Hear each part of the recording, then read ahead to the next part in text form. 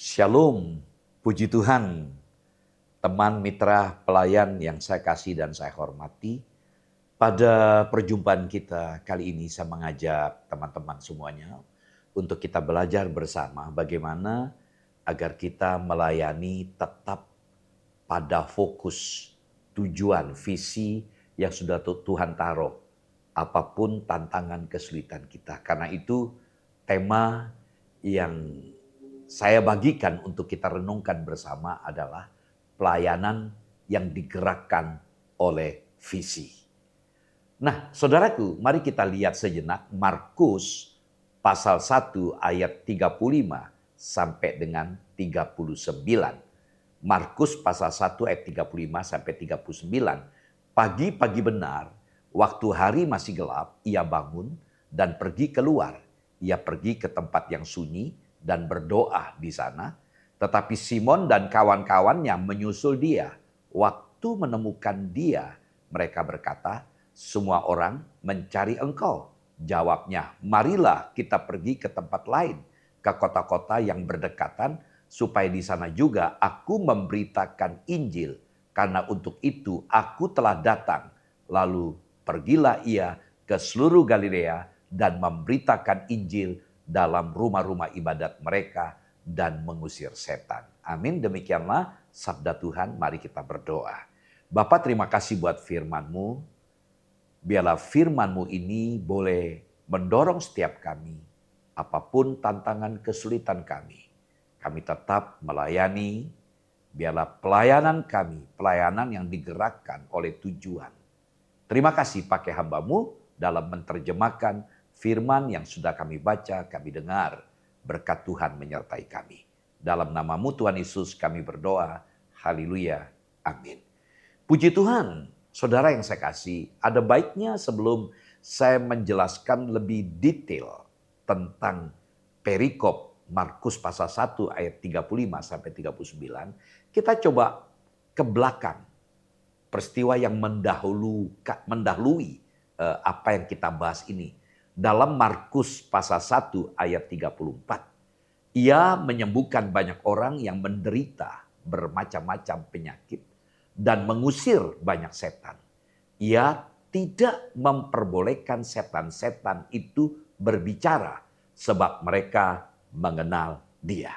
Nah, saudara yang saya kasih, pada hari Sabat Tuhan Yesus juga sibuk melayani. Ini sesuatu yang menarik ya, bisa hari Sabat itu hari libur, tapi karena belas kasihannya, Yesus tergerak untuk menolong, melayani orang banyak.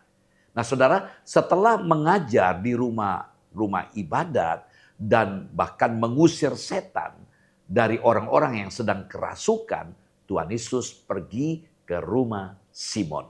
Nah saudaraku, di sana beliau berjumpa dengan ibu mertua Simon Petrus yang sedang sakit. Lalu ia menyembuhkan ibu mertua Simon Petrus yang sedang sakit keras.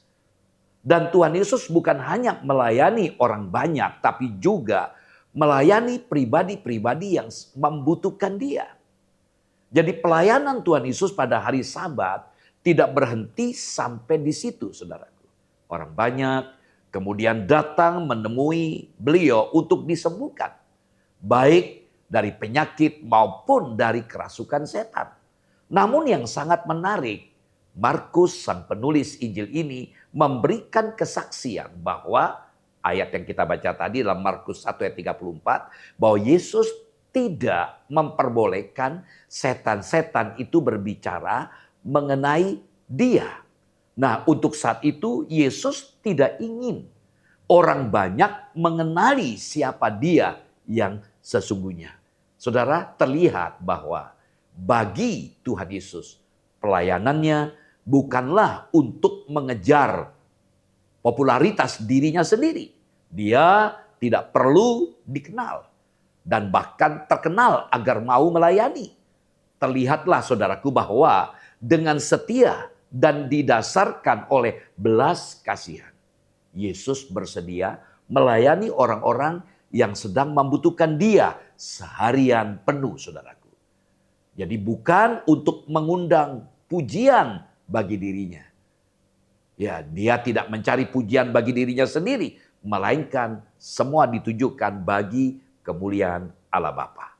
Namun saudaraku, Tuhan Yesus tidak menghabiskan waktunya selama 24 jam hanya untuk melayani manusia saja. Kita membaca tadi dalam Markus 1 ayat 35, pagi benar. Tuhan Yesus memulai harinya dengan berdoa.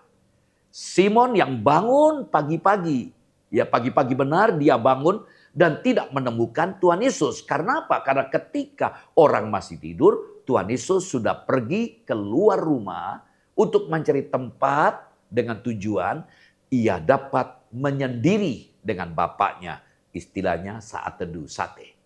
Nah saudaraku, adalah menarik untuk melihat bahwa di hari sebelumnya Tuhan Yesus melayani orang-orang yang membutuhkan dia sampai jauh malam.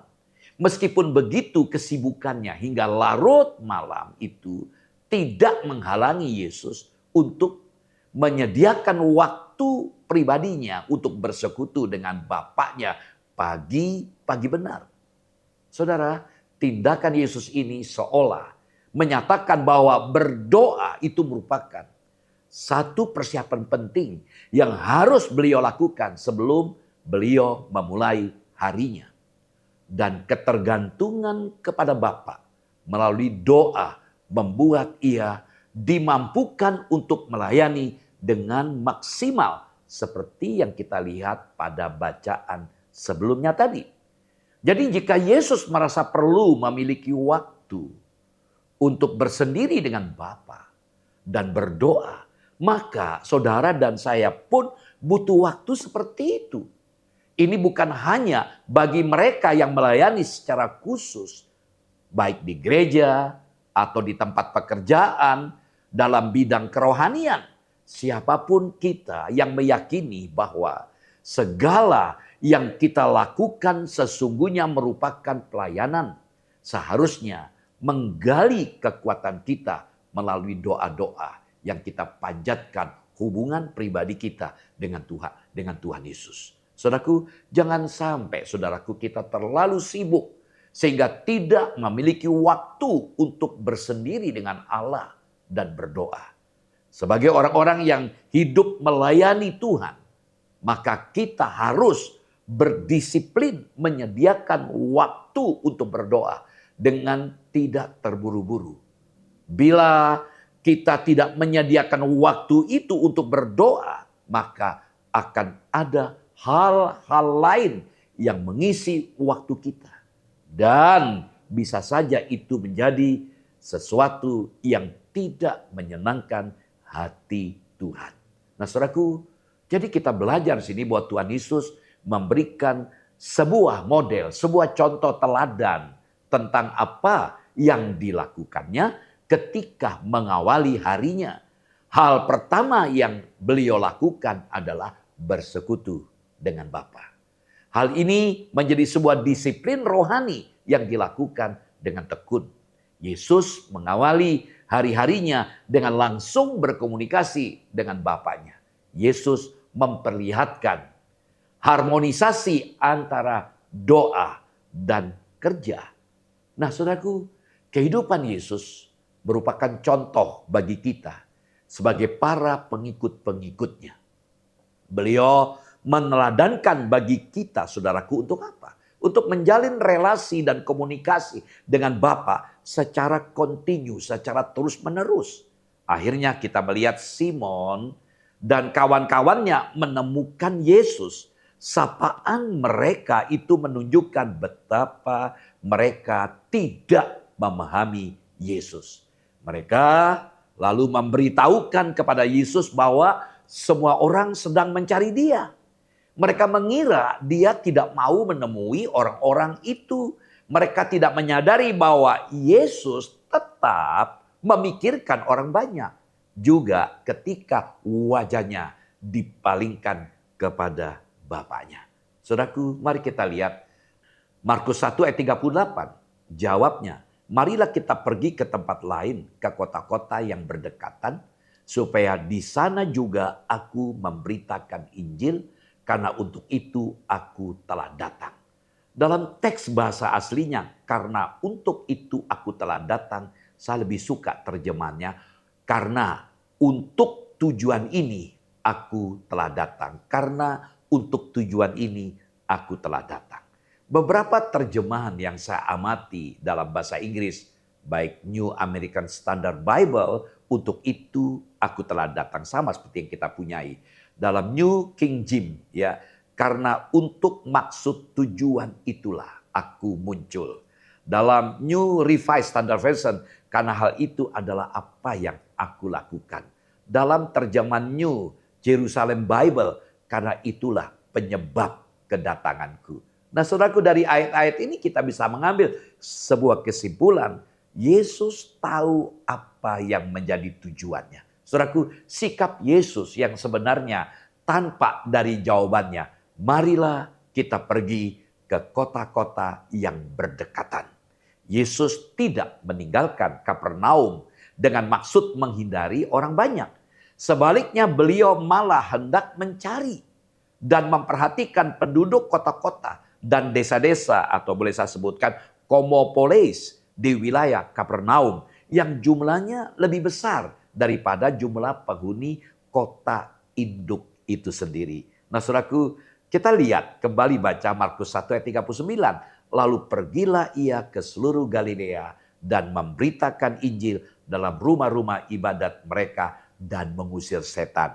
Perhatikan di sini, saudaraku, kita melihat dalam bagian ayat ini sesuatu yang luar biasa. Di sini menunjukkan bahwa Yesus langsung mewujudkan niatnya, tekadnya, komitmennya, pengabdiannya. Lalu pergilah ia ke seluruh Galilea dan memberitakan Injil, dalam teks Yunaninya enkeruson, dalam rumah-rumah ibadat mereka dan mengusir setan-setan. Saudaraku, beberapa naskah tulisan tangan memakai elten keruson, ia pergi memberitakan Injil. Beberapa naskah Yunani dan sejumlah terjemahan baru mengikuti versi terjemahan ini, elten keruson. Nah, saudaraku, para murid tampaknya belum memahami misi Yesus di dunia ini. Bukan untuk memenuhi keinginan orang banyak, melainkan untuk menggenapkan rancangan Allah. Kehilangan orientasi hidup dapat terjadi bila kita menjadikan kepuasan orang lain itu sebagai tujuan hidup.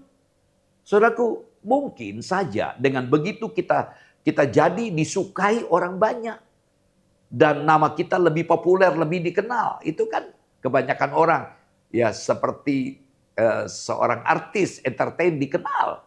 Ya, namun apakah dengan jalan demikian kita sudah menyenangkan hati Allah? Tuhan Yesus bukan tipe model orang semacam itu, saudaraku. Nah, lalu bagaimana cara agar kita tetap berjalan di jalur yang benar? Ya, sesuai dengan apa menjadi tujuan kita. Mari kita lihat apa yang Yesus lakukan. Beliau menyediakan waktu untuk bersendiri dengan Bapa, guna mencari kehendaknya, guna untuk mencari apa maksud Tuhan dalam pengabdiannya. Saudaraku, kehidupan Yesus bukan kehidupan yang bekerja saja, tapi jelas adalah kehidupan yang diisi dengan waktu-waktu persekutuan dengan Bapaknya, dengan berdoa. Sebaliknya juga, bukan kehidupan yang hanya mengasingkan diri untuk bersekutu dengan Bapa hanya dengan berdoa, namun kehidupan yang bekerja untuk orang lain, jadi berdoa dan bekerja. Nah, saudaraku, rahasia keberhasilan, kesuksesan pelayanan Yesus terletak pada apa? Pada ketergantungannya kepada Bapa. Dan doa merupakan ekspresi dari ketergantungannya kepada Bapa. Buah dari kehidupan berdoa terlihat dalam kesadaran yang Yesus tampilkan akan siapa dirinya dan untuk apa beliau hadir, serta bagaimana beliau harus menuntaskan, menyelesaikan misinya di tengah-tengah dunia yang gelap ini. Ia bahkan meninggalkan penduduk Kapernaum yang mencari-cari dia untuk menjalankan misinya. Saudaraku, apa yang dapat kita lihat? Tuhan Yesus tetap fokus kepada visinya. Yesus fokus kepada tujuan dari hidupnya. Jadi sejak awal pelayanannya, Yesus tetap fokus kepada apa menjadi tujuannya. Perhatikan, Yesus fokus pada visinya, kepada tujuannya. Kita melihat tadi, saya ingin ngulang kembali. Murid-murid mendatangi Yesus yang sedang saat teduh, bersekutu dengan Bapa. Karena banyak orang yang mencari beliau karena melihat mujizat yang dilakukan oleh Yesus. Yesus menolak untuk bertemu. Bahkan beliau pergi ke tempat yang lain. Tuhan Yesus, kenapa demikian? Dia mengerti apa yang harus dia lakukan. Dia tahu apa yang menjadi tujuan dari pelayanannya. Puji Tuhan. Tujuan atau visi itu mempengaruhi kehidupan, keputusan, kegiatan. Dan saya amati Yesus contoh teladan dalam kepemimpinan. Beliau adalah pakar dari leadership.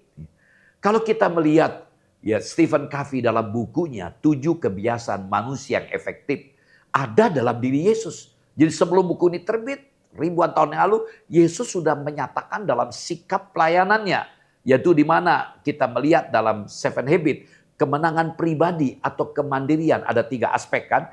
Aspek yang pertama, 3 kebiasaan yang pertama.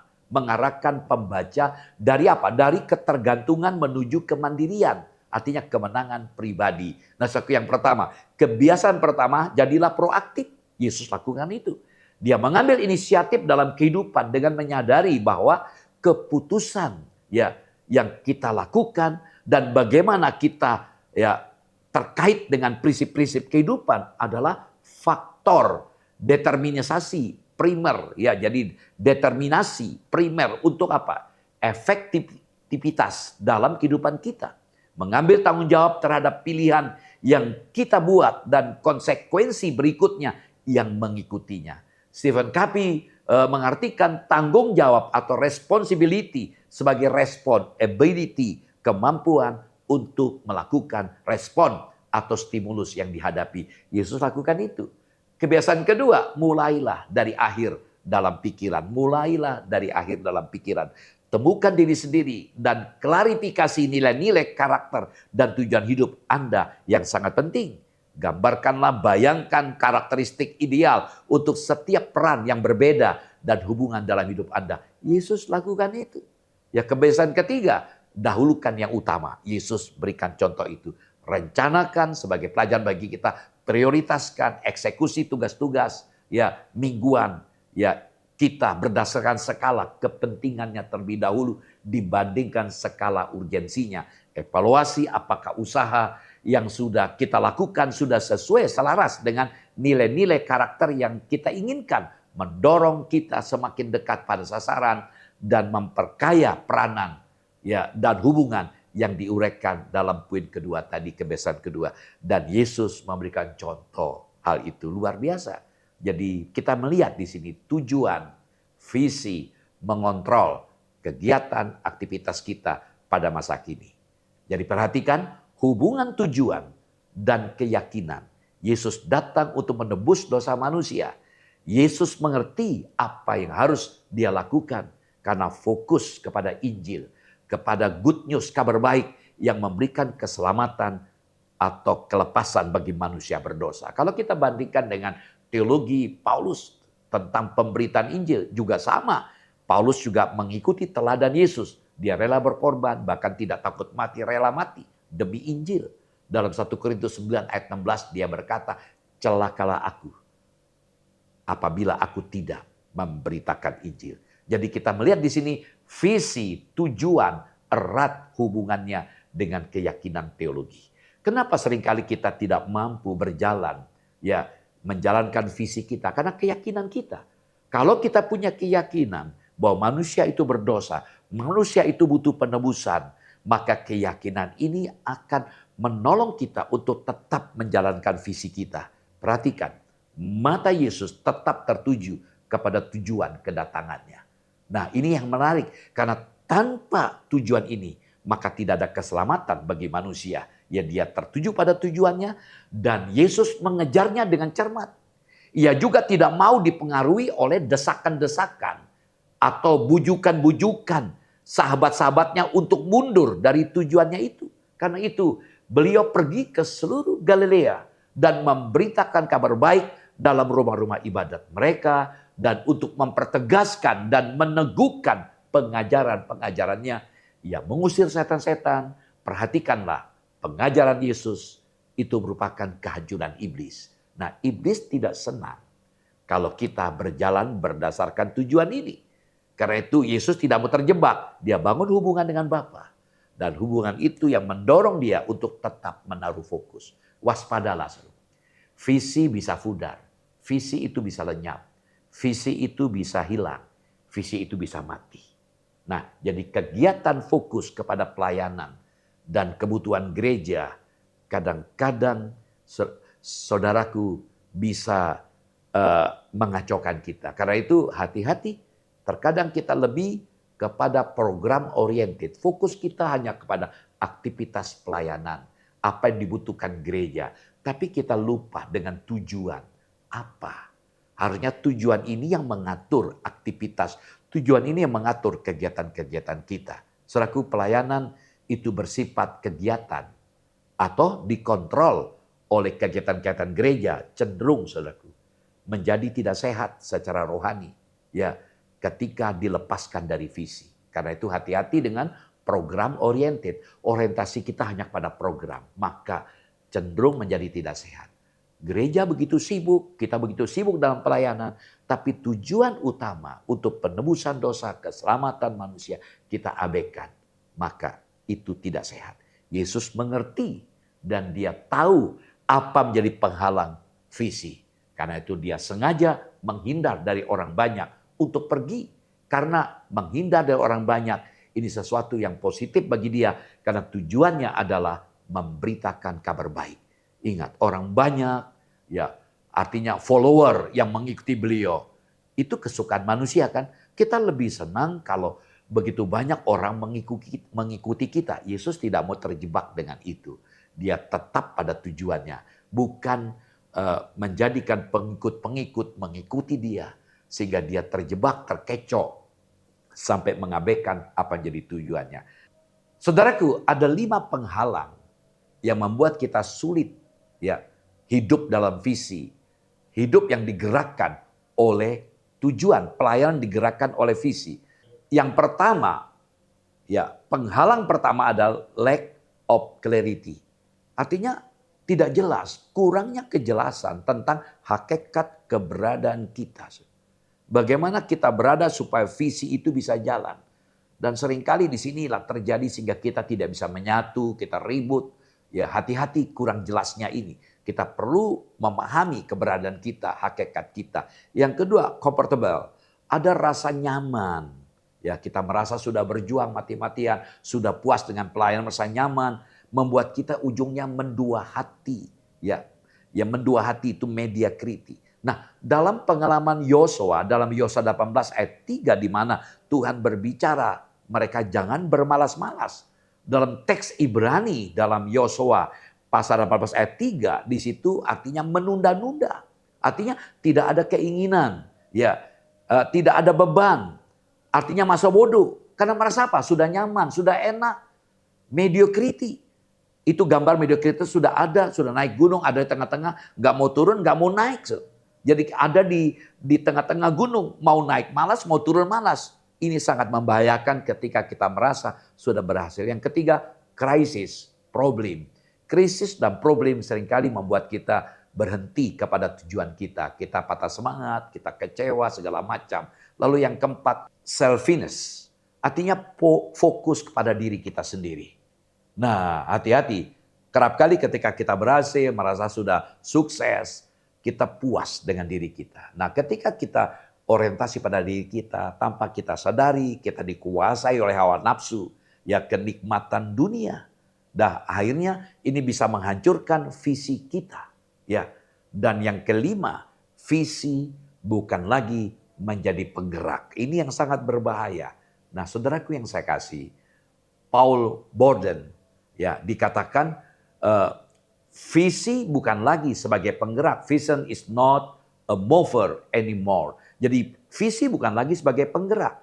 Mari kita perhatikan circle of life and death organization atau ministry. Artinya lingkaran kehidupan dan kematian dari sebuah organisasi atau pelayanan. Ya, yaitu born, grow, stagnant, diskresi, dead. Nah, perhatikan gambar ini, so. Gambar gunung, so. Mulai dari beginning kita mengawali karena adanya visi. Bergerak sampai grow, bertumbuh. Ya, visi pelayanan kita maju. Namun setelah memuncak di puncak gunung, kita mengalami stagnan. Kita lebih banyak bicara tentang pelayanannya, kegiatannya. Begitu banyak kesibukan, maintenance, apa yang kita dibutuhkan, cari uang segala macam. Tapi tujuan sudah bukan itu yang utama. Akhirnya diskresi. Ya, jadi akhirnya menurun dan ujungnya dead, mati. Jangan sampai ini terjadi dalam hidup kita. Jadi biarlah kita belajar di sini ya dari aspek lahir, born, grow, bertumbuh. Jangan stagnan, jangan sampai mandek, keadaan atau kondisi saat artinya tidak ada lagi, sangat sedikit perubahan karena mandat sudah puas, pertumbuhan, perkembangan yang terjadi sudah tidak ada. Akhirnya menurun dan mati. Nah saudaraku, biarlah kita boleh belajar bagaimana pelayanan kita digerakkan oleh karena tujuan atau visi. Tuhan Yesus memberkati. Shalom. Bapa, terima kasih buat firman-Mu. Biarlah firman-Mu menolong setiap kami agar kami mengerti apa menjadi tujuan kami. Biarlah aktivitas kami dalam gereja, dalam pelayanan organisasi, kami tidak terjebak oleh karena kegiatannya. Kami sadar biarlah visi, tujuan yang menggerakkan kegiatan kami. Bukan kegiatan yang menjadi yang utama. Terima kasih, dalam nama-Mu Tuhan Yesus kami berdoa. Haleluya. Amin. Puji Tuhan.